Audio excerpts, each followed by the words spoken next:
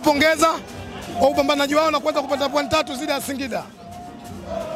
Kisugu, imekuwa mechi ngumu lakini goli la Mkwala linawapa alama 3. Matumaini ya ubingwa na namna ambavyo mechi za mwisho ni ngumu, unayaonaje matumaini?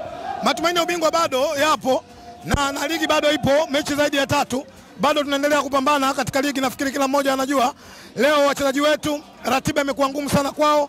Mmeona namna ambavyo ratiba ilivyowabana, lakini kwa sababu ni wachezaji wakubwa, wachezaji ambao wameshamachua, wanajua dhamira ya Simba ni ya Simba mwaka huu, na ndio maana wachezaji wetu wanakuja kupambana kwa muda wote ili kuhakikisha kwamba mambo yanakwenda sawa sawa. Kwa hiyo kubwa lazima niseme tu tunawapongeza sana wachezaji wetu. Ratiba bado ngumu, lakini tunaendelea kupambana ili kuhakikisha kwamba malengo ya Simba mwaka huu yanakwenda kutimia. Mechi ngumu kama hii, lakini mna mechi nyingine ya kutafuta finali ya CRDB dhidi ya Singida. Inaleta taswira gani kuelekea katika mchezo huu? Ndio inakuwa na ugumu zaidi kwa sababu leo Singida wameshafungwa. Imebakia siku 3 tunakwenda kukutana nao nusu finali ya CRDB Federation Cup. Naamini mechi itakuwa ngumu zaidi.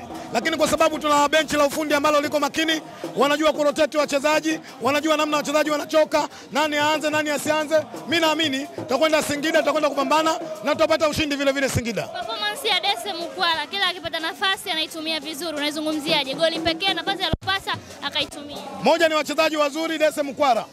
Kuwepo kwenye kocha cha Simba, kuwepo kwa bahati mbaya. Mimi naamini alikuwepo kwa sababu management ya Simba waliona uwezo wake, namna ambavyo anaweza kusaidia Simba. Leo mnaona akipata nafasi anazitumia. Kwetu limekuwa jambo jema, tutaendelea kumpa support ili kuhakikisha anaendelea kupambana na anapatia simu yake matokeo mazuri.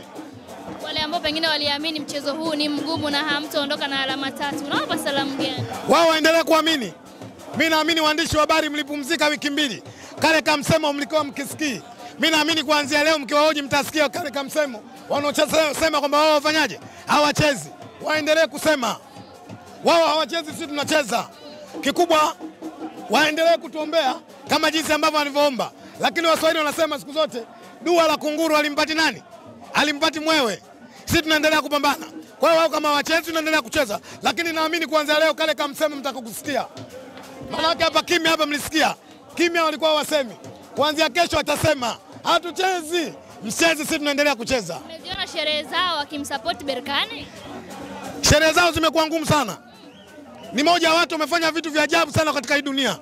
Isitoshe kioo cha jamii, maana yake kwamba msemaji wa Dar es Salaam Africans anakuwa ni kioo cha jamii.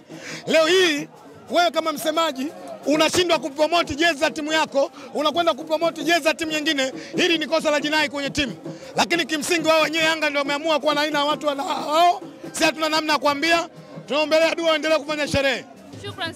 Asante sana.